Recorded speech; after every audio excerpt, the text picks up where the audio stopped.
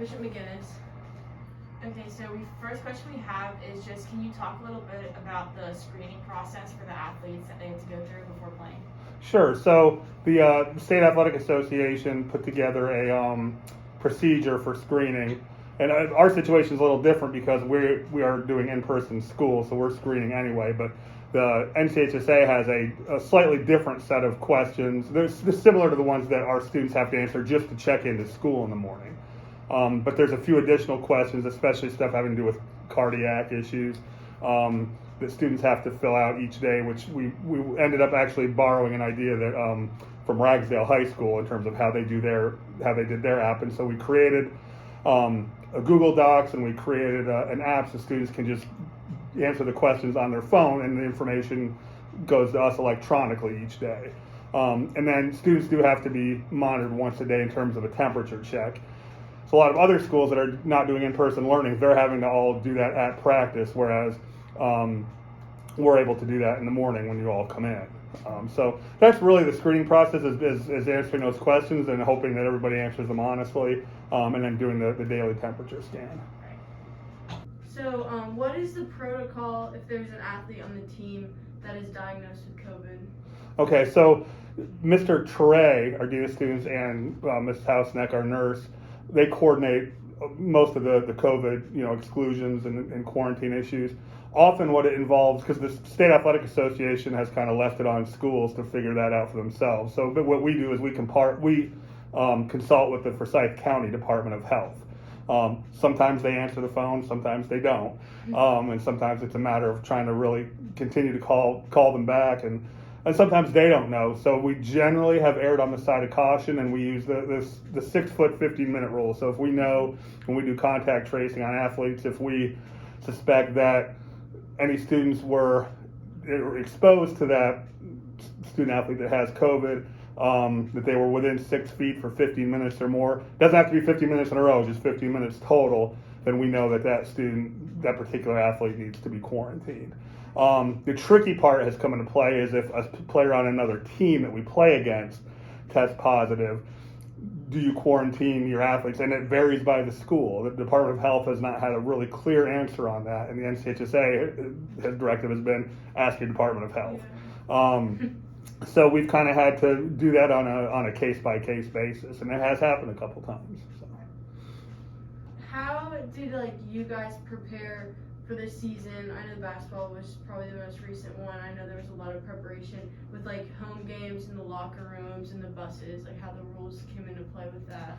So for locker rooms, we basically decided as a conference, Northwest Conference decided that for games, the visiting team wasn't going to use locker rooms, and most of the other teams in our conference, the home team's not generally using the locker rooms. So the tricky part with the locker rooms is it's hard to you can't have the entire team in there and have them spaced out for 6 feet apart. So most schools have generally, when they've used the locker rooms, it's been just to let people go in and change 5 or 6 at a time. Part of what comes into place in sports like football, there's no place else to put people to change. And if you tell people, okay, well, just go on your own, use the bathroom, wherever you need to change, well, the difference between having a whole bunch of people in the locker room and a whole bunch of people changing in the bathroom, it's still hard to space out. So that part's been a challenge. But the decision, it was a conference decision in terms of the locker rooms. And I apologize, what was the other part you would ask me about? Just how you prepared for home games, what went into getting the basketball gym ready for other teams coming right. in, So buses and fans. Yeah, so in terms of dealing with fans, we knew that the state set an indoor limit of 25 people, and so we knew we had to, and they had to be 6 feet apart. So, Mr. Sampica helped obviously with spacing out the seats so that we marked all our spectator seats so that they were 25 apart. It was hard. It was a difficult decision in terms of cheerleading. Because we knew they were going to take up a slot, and a lot of the schools decided they didn't want cheerleaders in their bleachers for basketball, so they didn't have cheerleading. And we felt like if we had this cheerleading squad split, we could split them up and still let them come cheer at games, because we just felt like we didn't want them to be excluded, even though that's what some other school systems had decided to do. We knew we had to have space behind our benches for visiting teams to wait. We knew we had to have the library and the cafeteria prepared for for visiting teams. For example, if one team's waiting for another to play and we don't have enough room in the bleachers, and some of the visiting schools, they all have to come on, they're coming on one bus or two buses. So all of that kind of went into play. But the State Athletic Association actually set a lot of the guidelines that we had to follow. So a lot of it wasn't kind of creating our own rules or creating our own guidelines. It was following the state COVID guidelines and just making sure that we just went through each one and made sure we were prepared for games before each season started. Outdoors, and it's tricky because you have to clear one group out and then you have to sanitize your bleachers and then bring in the next group. So it's there's a lot that goes into it. Right. So can you just talk about all of the NCHSAA rules that there were this year in regards to like sports? I know like basketball had different things going on within the games. Yeah, and a lot of it kind of it sort of developed as it went along because there were 3 or 4 different periods throughout the year where new rules were added, and some of that is a lot of that is basically comes from the NCHSA medical committee. They have their own medical committee led by a gentleman who actually is here in Kernersville, and Ken Brown, and they often made the regulations and the guidelines, and then they kind of revised them as we went along as needed. Based on new research, because the tricky part was we were learning different things about COVID as the season went along, so adjustments had to be made. So they set a lot of that in place this summer. Myself and Coach Jones, administration, and Novant Health all met to try to go over best practices to implement to go along with the NCHSA guidelines. But for example, the NCHSA sets guidelines on locker rooms. They set the guidelines on seating capacity, workers, entertainment, bands, all the screening protocols. So I'm looking through here their document here where they have 76 pages of guidelines that we need to follow, exposure and test protocols. So implementing how to implement the timeouts, and then things face coverings, which those rules changed 2 or 3 times throughout the year. And they just changed for football and lacrosse twice. Mm-hmm. So all of that was, relatively tricky to deal with. But as we went along, we had new guidelines that we had to follow and make adjustments and make changes. Face coverings has been a tricky one. And when can you have face coverings? Is there a waiver? Can people eat in the gym? Number of participants were, in terms of out of season workouts, or different guidelines, specific ones for out of season workouts compared to in season practices. So transportation guidelines in terms of buses, and so I can imagine all of that taking up 76 pages. That's so. Yeah, definitely. Yeah.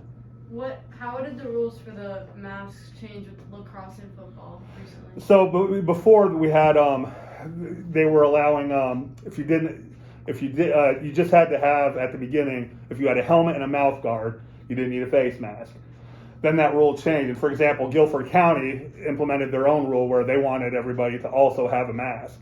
So when you played Guilford County schools, you had to have the mask, and the mouth guard and the helmet, and then it changed to everybody has to have a mask, even if you have a mouth guard or helmet. And then the question was, okay, if you have a visor inside a glass or a plastic visor that covers everything, does that suffice?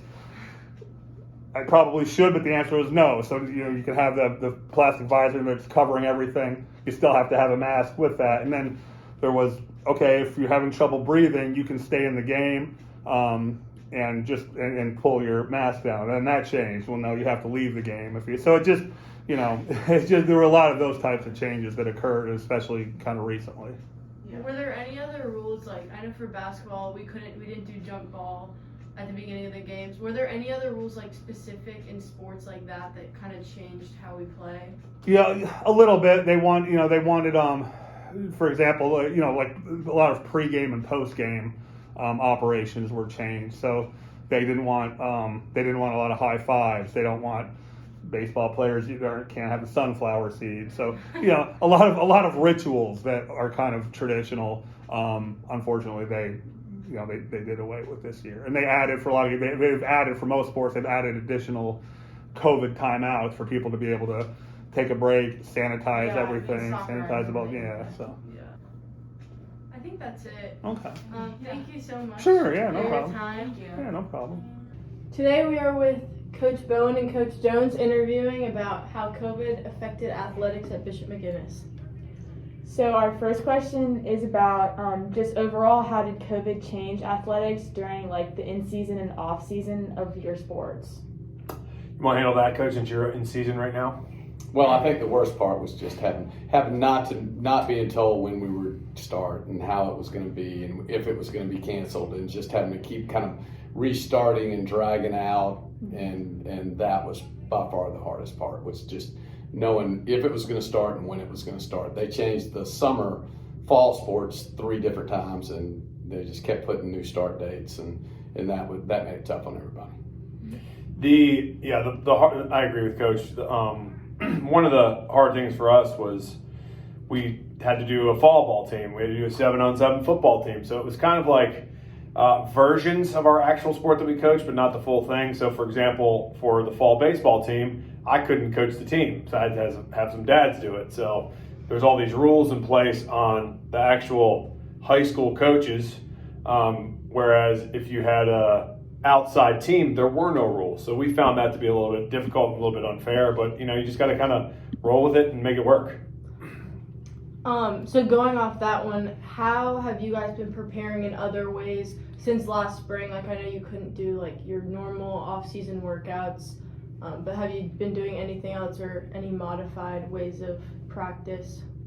Yeah, the CDC rules with masks and separation and distancing, and especially kind of when we have off-season workouts in the weight room, it's difficult because you're in there in the weight room sweating and there's people around and you have to kind of move them in shifts. I just don't feel like it's as efficient as it could be. As far as preparations for the actual season, so in my case for baseball, there's some rules in place about masks and social distancing, but then they have rules like you can't be in the dugout. So, some of the rules seem a little bit silly, but I get where they're coming from. But once again, you just, if you want to do it, you got to adjust and go from there. I'd say the same thing, is you just have to accept what it is and just try. I think more than anything else is really just showing up to work and doing the next thing they tell you to do, because it just changes every second. Right.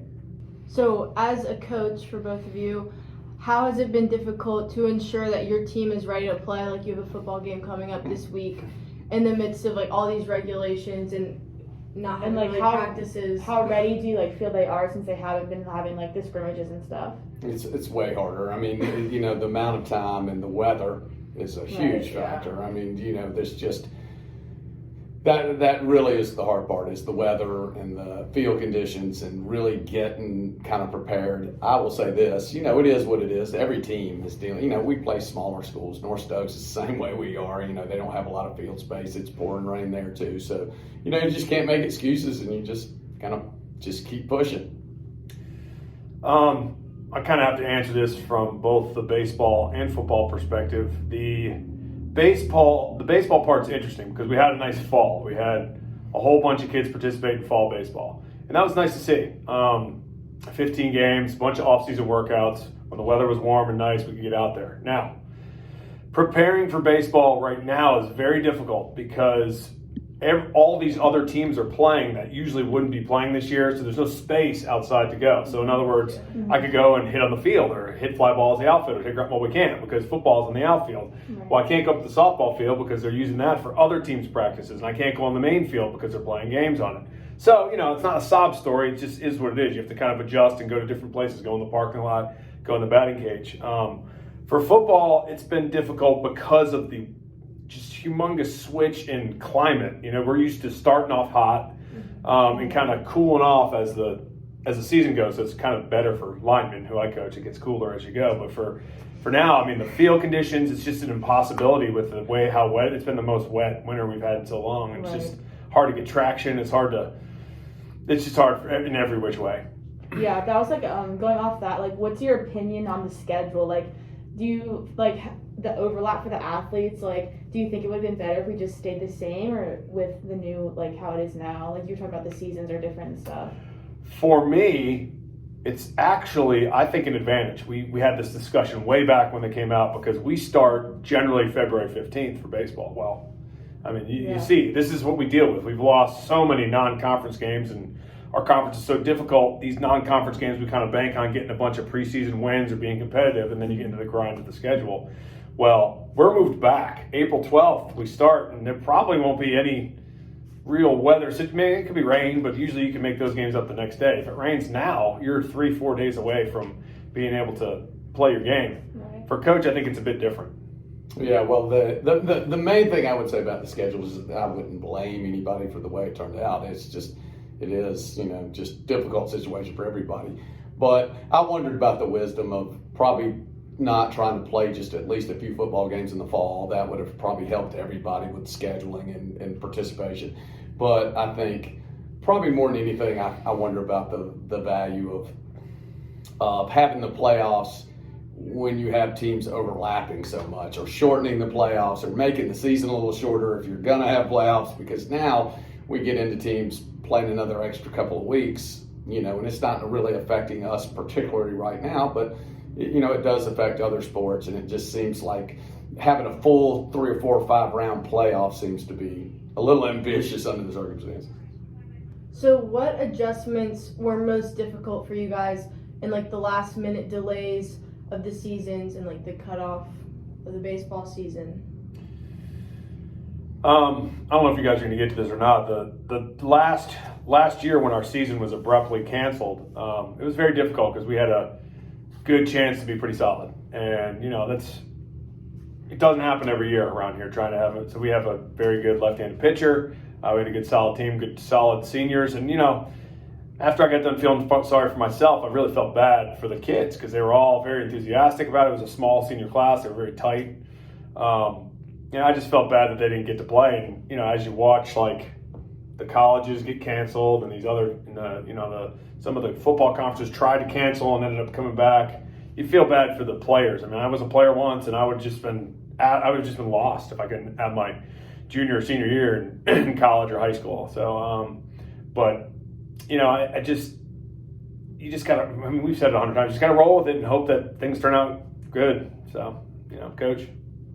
Yeah, I think I think everybody would say the same thing. It's uncertainty of knowing when it was going to start. From May, when I think they put off the spring sports to like April, and they kept putting them off. Then school ended. Then they said we could start back June 15th, but then almost all school systems didn't. But we don't have to do what they do, and it was just constant. Like, do we start? Do we need to start? Do we need to wait? I think we took a break in the fall after some cases, And I think our students have done a great job of that. I think they probably put up with it better than I would have, as far as if we took a 2-week break and came back, they all showed back up, and that, it does really make it hard on the players, and I would say they've answered the call very well in that regard. Do you think that the players should be able to play the multiple sports, like right now, even though there is that overlap? Like, I know some kids are disappointed, like trying to choose between football or lacrosse practice, or like soccer or lacrosse, like during the week, and how do you think coaches should respond to that? Like, should they be punished for like missing practice even though they're at like another sport? Ideally the seasons would be split apart where they got done with one and went to another, but obviously that's not the case. You can't, we've gotten a pretty firm directive from the state and from our athletic department about you can't punish them if they're playing both. They have to be able to come to some of yours, go to the other person's. We've heard some stories about other schools where the coaches are very firm about, no, you have to come to all of mine. And, luckily we work at a place where that rule is not in place, and the coaches here are very understanding and willing to work with other coaches. And I've kind of left it up to the players. If they show up for football practice, great. And if they go to the other one, great. Of course, it affects your playing time if you're not at practice. But I'm not holding it against them in the way that you normally would. It's just, you have to be fair about who's at practice and how much, they get to play. But really, basically what we've had is a couple of guys that are really like football, and they've worked it out with their coach to come more to football. And the other holds true too. And, I have a few lacrosse guys that just said they're not coming till lacrosse is over. And that's totally fine too. I can accept the fact there's no really right answer. So over the summer, did you guys do any like outdoor workouts with the team, even though the season had ended? Like I know for basketball, we even did like Zoom workouts with like Brittany and Coach R. Did you guys do anything like that? Like did you meet over Zoom or did you come down to the fields to do anything? We actually weren't allowed to come to the field. We weren't even, a matter of fact, when we turned in our uniforms, we had to like have the kids throw them out the window in bags. Oh, no. So we couldn't even, we weren't allowed to even use the field. So one of the outlets I had was I just did some field work, renovations, just fixed things up, tightened up fence pieces, fixed the infield, fixed some batting cage net. I just went down there every day and kind of worked out my frustrations by working on the field. But Zoom workouts, I don't know. I don't think I was in, God bless Coach R. He's got a great system going. I just don't think I was in the right mindset to do jumping jacks on a Zoom meeting. I couldn't do it. So if we had to do this again, yeah, I'd have a much better plan. But as far as getting the kids together, I wish we could have, but we weren't allowed on campus to work out. So I think the hardest thing was knowing we had plenty of time to get ready, so it was never a concern about do we need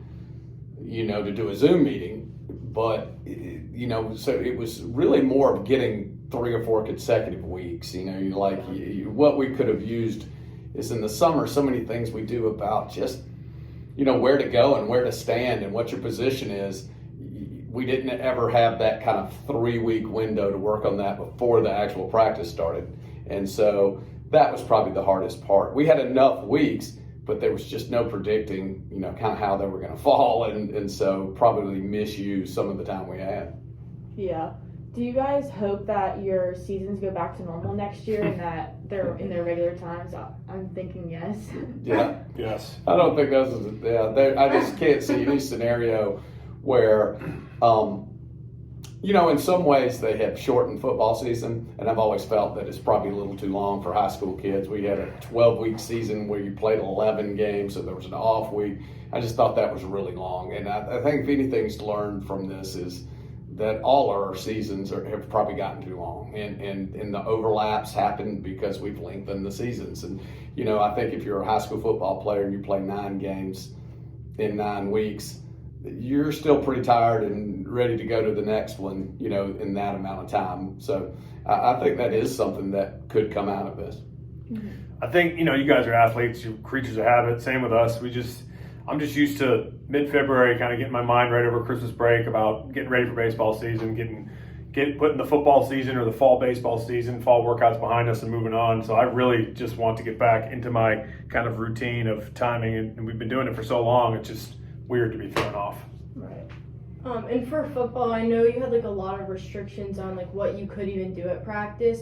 So when were you allowed to even start like hitting? Because I know that's going to be big with the game. Like I feel like a lot of guys aren't going to be used to like tackling or getting. Yeah. It's really almost impossible with football. I mean, it's a little like basketball. You can't play without contact. There was no way to make pods. So really, once we started our regular practice, it was over. I mean, so if we had a case now, I wouldn't say our season would be over, but the next week there's no like, oh, it's just 3 guys. It's everybody. They're just too close contact. So if we had a case now, and that is kind of terrifying. We have these mask things over their helmet, and who knows if it helps, but it's, but there's really, when we're inside, I kind of say the same thing over and over. Take your helmet on, make sure your mask is on, but it's, that's probably the worst part. If there was ever a sport you could transmit in, it would be football. And so I'm not worried about maybe the other team or playing in a game as much as I'm just being around each other that much. One person gets it, and we're in a tough spot. Yeah. So do they have to wear a mask? Is it under like their helmet? It's kind of in between. Yeah, it's kind of in between. It's kind of rigged on there.